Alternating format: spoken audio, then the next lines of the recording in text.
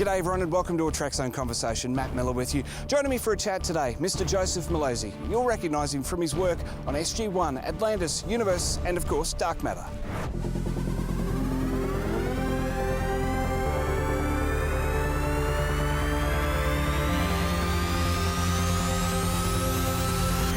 Now, in its 7th year of podcasting, Trekzone presents a Trekzone conversation with your host, Matt Miller. Well, it's a very special Trekzone welcome to Joseph Mallozzi. Thanks for being here, sir. Thank you for having me. Joe, you started out as a producer and writer in kids' TV, The Little Lulu Show, Flying Rhino Junior High, Adventures of Paddington Bear, just to name a few from the 90s, before moving into science fiction and action. Now, obviously, there's a bit of a difference between the genres, but as a writer and producer, is one more challenging than the other? I wouldn't say it's more challenging. I mean, whenever I advise young writers trying to break into the business. I mean, people always tell you write an original pilot, write a spec, and then knock on doors. And absolutely, you should do that. But I always suggest actually trying to get your foot in the door in animation, which is the way I did it. Animation producers tend to be much more welcoming, much more receptive to young writers. As I said, it allows you to get your foot in the door. It allows you to hone your craft. It forces you to think visually when you write. I mean, because it is animation. In terms of format and structure, it's very similar. And at the end of the day, you get paid as you learn. So I mean, it's all very different. I mean, I've written for live action teen sitcoms. I've written for YA. I've written for 1 hour, kind of straight action adventures for sci-fi. Everything from 11-minute animation to 22-minute animation, and it's all very different, and all of it has its separate challenges. Fantastic. Well, the Trekzone audience will probably most recognise you for your writing and producing of Stargate in all its forms, SG1, Atlantis and Universe, as well as Dark Matter. In fact, you joined SG1 staff in 2000 in its 4th season. How did that come about, and what was it like joining the team? At the time, I was story editing, I think, shows for the CBS Saturday morning lineup. You mentioned Flying Rhino Junior High. And, I was doing very well in animation. My agent, I was partnered with my former writing partner, Paul Mully, at the time. And our agent also represented Robert Cooper, who was an executive producer on SG1, and he had heard that they were looking for writers, but hadn't had much luck with finding new writers. So we pitched 3 or 4 ideas. One of them was Scorched Earth, which is what landed us the staff position. The other one was Window of Opportunity, which ended up becoming a fan favorite. It was a transition to live action that we really wanted to make, but at the time, I was so comfortable and doing so well in animation, I actually took a pay cut to move from animation to live action. But in retrospect, it was the right choice. Well, Window of Opportunity, I'm glad you mentioned that because, of course, the best scene from that episode is Jack O'Neill firing golf balls into the Stargate. How did you come up with all these variations and permutations of what could happen with the time loop? Originally, the pitch for the episode was actually quite dark. It was SG1 visiting an alien world that was facing some sort of an apocalyptic event, and they somehow had the ability to kind of reboot time in a 24-hour window, and so they kept on going back 24 hours to try to fix the problem that ultimately ended in the planet's destruction. It was very dark. And Robert Cooper, who I mentioned, was an executive producer, co-creator of Stargate Atlantis, Stargate Universe. He basically said, look, this is what you should do. It should be like a time loop episode, but maybe make it Jack and Teal'c, and they're caught. And the way he was pitching it out, I just said, well, this is just Groundhog Day. And he's like, yeah, exactly. And it's then, I kind of realized what was interesting about it. Yeah, it was Groundhog Day in terms of sort of kind of broad stroke plot, but what really made it fun was that it was happening to our characters. So we kind of embraced that, and we wrote the script, and everyone had a lot of fun with it. And then we realized the episode was coming in short, so Brad Wright suggested executive producer, co-creator of SG1, Atlantis and Universe, suggested we do a montage. And so everybody threw in some ideas for the montage, and Brad came up with the idea of golfing through the Stargate because he and Robert and like a bunch of the other producers every year at the, once the show wrapped, they would head to Hawaii and do their golf vacation. They were all about golfing on weekends. So he just thought this would be, a really fun bit. And, it was. And I think Rick and Richard Dean Anderson and Chris Judge were also avid golfers, so they really embraced that scene. And I continue to be amazed by the episode's resilience. And I just kind of on Twitter, I've been doing these Stargate greatest episode tournaments, and we did one for SG1, and Window of Opportunity, after weeks of voting, came out on top as the fan favorite. So thank you, fans. I think the thing that I love the most, probably maybe even more than the golf scene, which is probably hard to top, is of course Teal'c being slapped in the face by that door every single time the loop reset. Yeah. It was fun just coming up with like little bits, and Jack, of course, dipping Sam, and the juggling, and running into Daniel continuously. The Fruit Loops. I mentioned recently the fact that at the time we wanted to get Fruit Loops for the scene where, we kind of the default starting point, we find them in the cafeteria, and O'Neill, it's scripted that he's eating. We didn't specify what he was eating, and someone suggested it should be Fruit Loops. So we tried to acquire the rights to Fruit Loops, and we were having some sort of issues. And I think one of the lawyers suggested, how about we do Cheerios instead? I was like, no, it can't be Cheerios. It has to be Fruit Loops. And so, fortunately, in the end, we were able to get Fruit Loops to sign off. I love it. Well, you penned or helped to pen 76 episodes across the franchise by my count, including not only Window of Opportunity, but Wormhole Extreme as well, with Paul Mully and Brad Wright, Enemy at the Gate for Atlantis. Can you recall a favourite episode aside from Window of Opportunity? For me, one of my favorite episodes was Ripple Effect. It was the episode where, due to a gate malfunction, various alternate versions of SG1 started coming. Yes. And, it was my favorite just because it allowed me to kind of play tribute to what had come before. So we brought back Frasier, we brought back Martouf. There was also a bit of humor as well. But, what I remember about the script is I wrote the outline, and I don't have the details clear in my head, but there was a moment at the very end where our team had to get the upper hand on the alternate, where I think we call them like the Black Op SG1 team.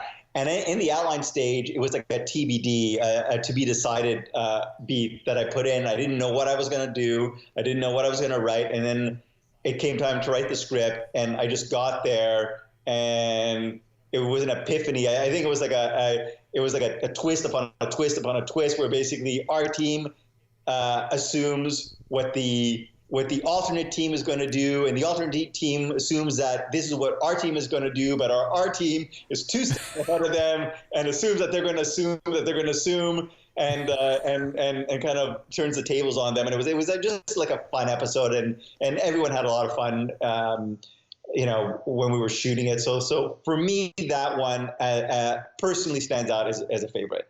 Stargate Universe ran for only 2 seasons and is considered by some as the weaker of the 3 series. Now, while others have praised its depth and realism in a way, if someone was to give it another go, though, what do you hope that they take away from the series?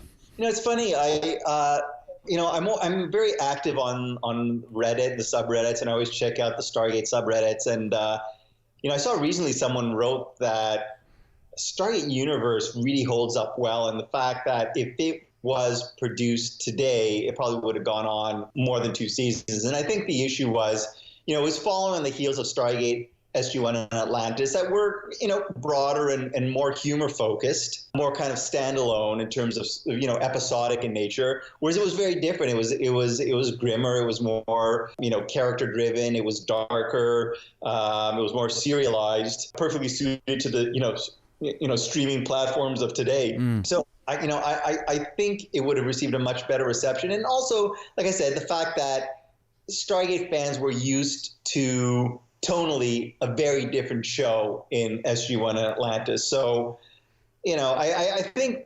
Rob and Brad wanted to do something different. And when they went out to pitch it, I think everyone else was like, okay, but we want this to be Stargate. So, it was a very tough line to walk, between, what had come before and what they wanted to do, the fact they wanted to try something different. And at the end of the day, I think, as a standalone, if you don't put it within the context of what had come before tonally, I think, Stargate Universe was great. In fact, actually, I did a rewatch with my girlfriend and she loved it.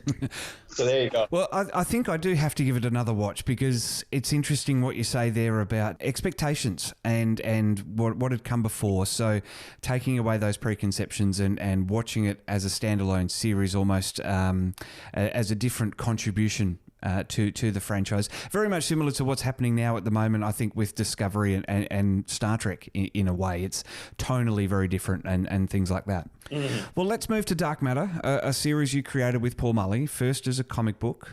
What was the inspiration for that? Such a departure from Stargate.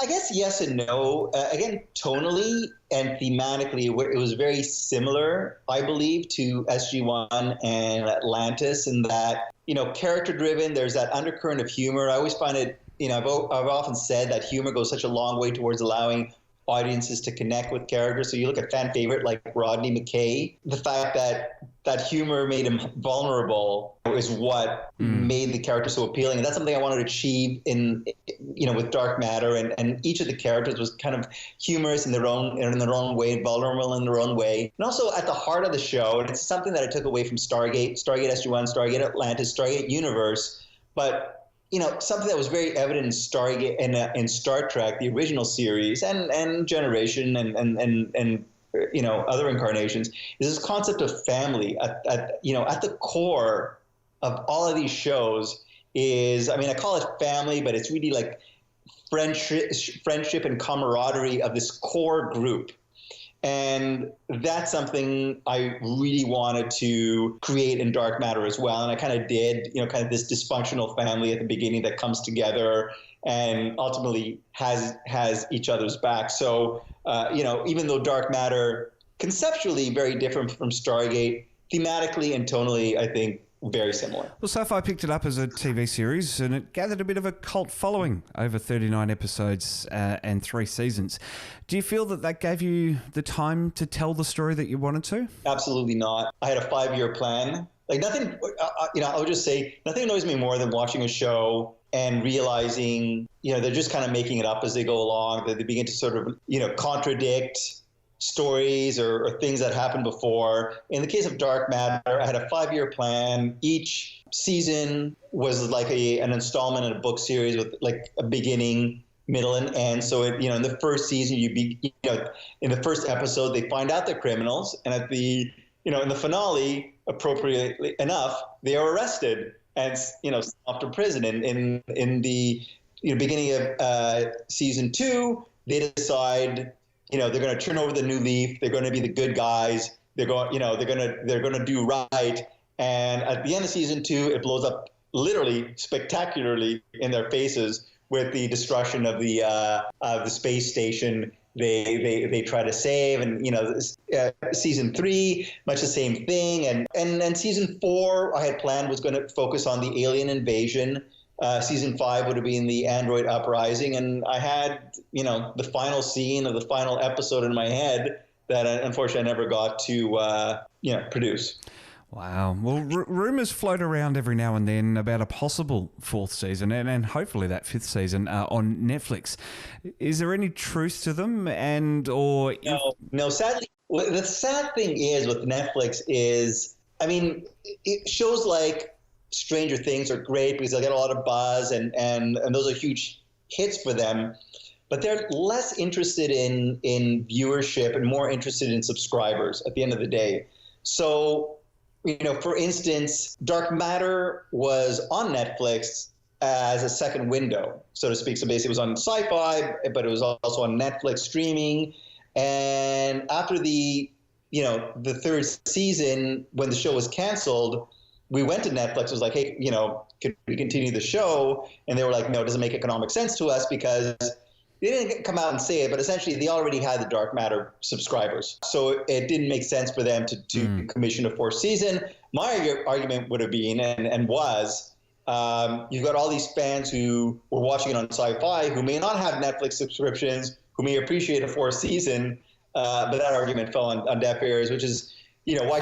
They'll pick up shows like Lucifer or just off the top of my head, I can't remember the other show, Longmire. Because they were on other networks, and by saving the show, they will bring those viewers onto Netflix, and so that was not attractive to them, for their business model. And on the other hand, you have streamers like Amazon, who, you would think, maybe that might be a good fit, but it doesn't make much business sense for them, because since Netflix owns the rights to the first 3 seasons, they'll be driving viewership over to Netflix rather than over to them. So, we were in a really tough position, and I'm still somewhat bitter. Such is the business. Well, if you were approached, let's think positive here. If you were approached, would you consider getting the band back together and finishing off that 5-year mission? Absolutely. If someone offered us a 2-year commission, or even like a miniseries, I would definitely take it. I mean, I'm still in touch with the crew. I just saw Melissa O'Neill. She's on The Rookie now. When I was in LA, I saw Alan Wong, who played Misaki. Spoke to Anthony Lemke, who plays 3. Just last week, I had lunch with Alex Malari Jr., who played 4, Zoe Palmer, who played the android, Roger Cross, who played 6. We had dinner. Jodelle Ferland, who played 5, was in town, and we got together. So, I mean, I still very much keep in touch with the cast, and, I'm sure that, schedule permitting, they would come back in a heartbeat. Alrighty, lastly, Joe, let's touch on your upcoming work. Utopia Falls, I hear, is coming next year. What can you tell us about it? Not much. They haven't really made an announcement yet, but this one is actually very different. This one is not mine. So by that I mean Dark Matter was very much my creation, and I, wrote half the scripts, rewrote all of them, showrun. From A to Z, it was really me, and of course, my amazing crew and cast. In the case of Utopia Falls, Utopia Falls is a creation of a director named RT. He's principally a music video director. I mean, he's done work for Drake and various other big acts, and he pitched this series, and it's what can I say about it? It's very different from what I'm used to producing at this point in my career. It's actually a kind of a far future YA series. Okay. So, I mean, thematically and tonally very different from Dark Matter and Stargate. But I mean, I really like RT. He told me, hey, I'm pitching this series. I wished him luck. And he told me the series had gotten picked up, and asked if I would be interested in show running. And I told him, really, the show was, I didn't think it was a good fit, but he was like, well, come in and talk to us. And so we ended up going in and talking. And I just really went in from my point as just as a showrunner, and just told them specifically what I thought the show needed. And based on that conversation, they were like, well, I think we need you to shepherd the show. So I came in and I show ran the show, and I brought in my crew from Dark Matter, and it was great to sort of work with them again. And RT, as an executive producer, was fantastic. Like I said, I mean, it wasn't my show, so as a showrunner, I tried my best to ensure that RT's vision was fulfilled. So, I oversaw the writer's room. I made sure we had a great narrative engine, the characters, the stories were character driven. As always with, my shows, I like kind of the twists and turns and shocks and surprises. And then there was that. And there was an opportunity to work with some actors who I'd worked with in the past, like Jeff Teravainen, who played Lieutenant Anders in Dark Matter, Kate Drummond, who starred in Winona Earp, but she also did a guest spot for us on Dark Matter, and I remembered her and kind of wrote this character for her. Fortunately, she nailed the audition. So it's like I said, it's very different. last I heard, I think it's going to premiere in early January. And in the meantime, I'm just working on development, hopefully, looking to land my next show that hopefully, like Dark Matter, will be my own creation. Fantastic. Well, Joe, thanks so much for having a Trekzone conversation today, mate. And I really appreciate it. And hopefully we can bring you back when your next show's coming. Amazing. Thank you so much. You can get social with Trekzone. Australia's unofficial home of Star Trek is everywhere you are. Get the wrap-up on our Facebook page. Keep in the loop on Twitter and relive Trek episodes on Instagram. Just search for Trekzone.